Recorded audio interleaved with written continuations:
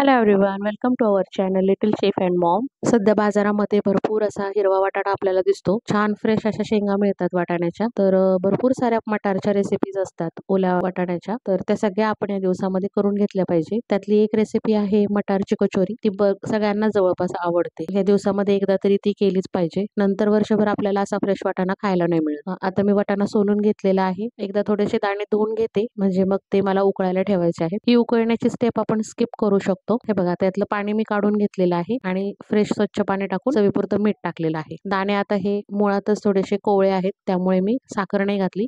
निब्बर दाणे असेल तर किंचित त्यामध्ये साखर घालायची. मैदा घेतलेला आहे. आधी वाटत होतं छोट्या कचोऱ्या कराव्या, नंतर म्हटलं नाही, मोठ्या मोठ्याच कराव्या. त्यानुसार मी पीठ घेतलेलं आहे. ओवा क्रश करून टाकलेला आहे. त्यामध्ये थोडंसं तेल घेतलेलं आहे थंड. आता हे सगळं पिठामध्ये मिक्स करून घ्यायचं. व्यवस्थित तेल चोळून घ्यायचं पिठाला आणि घट्टसर असं मळून घ्यायचं. सैल जर मळलं गेलं तर वरच्या पारीला ना बबल्स येतात कचोरीच्या, त्यामुळे जरा घट्टच मळायचं. आता व्यवस्थित मी मळून घेते. तर मटार एका साईडला माझे बॉईल होत आहे. तर हे जे मी उकळायला टाकलेले मटार आहेत ना, त्याच्याऐवजी डायरेक्ट वाटाणा जो आपण सोलतो तो मिक्सरला डायरेक्ट कच्चाच आपण वाटून घेऊ शकतो. म्हणजे ती बॉइलिंगची स्टेप आपली वाढत नाही. पण माझ्या ना मुलांच्या पोटामध्ये दुखतं असं डायरेक्ट कच्चे मटार खाल्ले तर, त्यामुळे मी ते बॉईल करून घेते. आता पीठ मळून झाकून ठेवलेलं आहे आणि मिक्सरच्या जारमध्ये लसूण, थोडेसे बडीशोप, अख्खे धणे, कोथिंबीर आणि आलं सगळं मी वाटून घेतलेलं आहे. जाडसरच मुद्दामून वाटलेलं आहे आणि पॅन मध्ये तेल घेतलंय, त्यामध्ये हिंग टाकले आणि त्यावरती हा मसाला टाकलेला आहे जाडसर आपण जो वाटून घेतलेला आहे तो. आणि आता हा मसाला छान असा 1 सेकंदभर परतून झाला की त्यामध्ये आपले बॉईल झालेले मटार टाकायचे. जर तुम्ही बॉईल नाही केले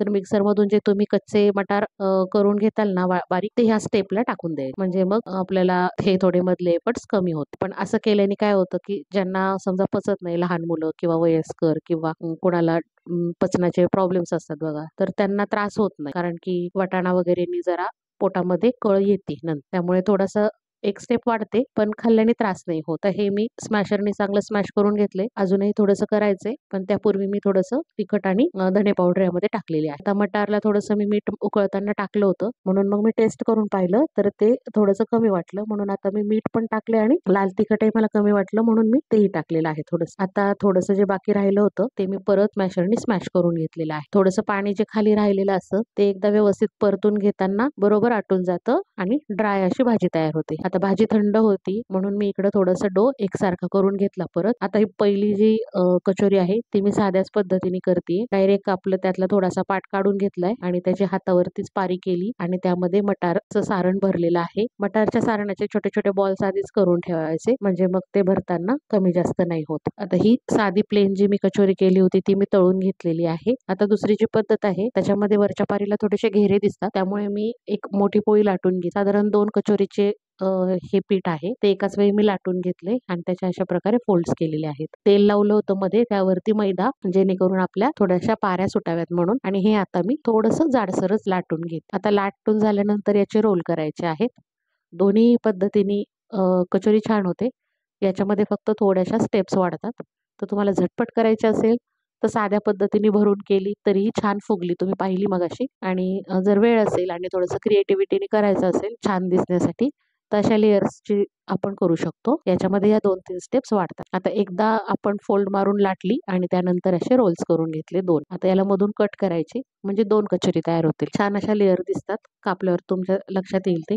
रेसिपी तुम्हाला आवडली असेल आतापर्यंतची तर पटकन व्हिडिओला लाईक करा. पुढे रेसिपी कंटिन्यू पहा. आता याचे जे पदर सुटले होते त्याला थोडंसं दाबून घ्यायचं हाताने आणि लाटून घ्यायची आणि यामध्ये सारण भरून आपली रेग्युलर पद्धतीने ती दाबून. आपल्या चॅनलवर बऱ्याचशा रेसिपीज आहेत, त्या सगळ्या तुम्ही एकदा पहा. नवीन आला असेल चॅनलला तर सबस्क्राईब अवश्य करून जा. छोट्या छोट्या आणि सहज बनतील अशा रेसिपीज आपण दाखवतो. फार अवघड क्रिटिकल अशा रेसिपीज नाही आहेत आपल्या चॅनलवर, त्याच्यामुळे नक्की चॅनलच्या सगळ्या व्हिडिओजला तुम्ही एकदा भेट द्या. तर आता मी सारण भरून व्यवस्थित असं त्याला बंद केलंय सगळीकडनं आणि शेप दिलाय. प्रेस करायचा हाताने आणि तळताना ना ते शेगडी जी असते ती पण बारीक वापरायची आणि अगदी संथ एक एक एक एक साईड बराच वेळ तळून घ्यायची, सारखी पलटायची नाही. मस्त अशी फुगलीये पण आणि लेअर पण सुटल्यात, बघू शकता तुम्ही. तर छान अशी याला लेअर सुटल्यात.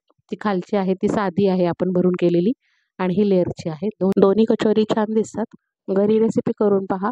व्हिडिओ आवडला असेल तर लाईक करा. नवीन असाल चॅनलला तर सबस्क्राईब करा. Thank you very much for watching.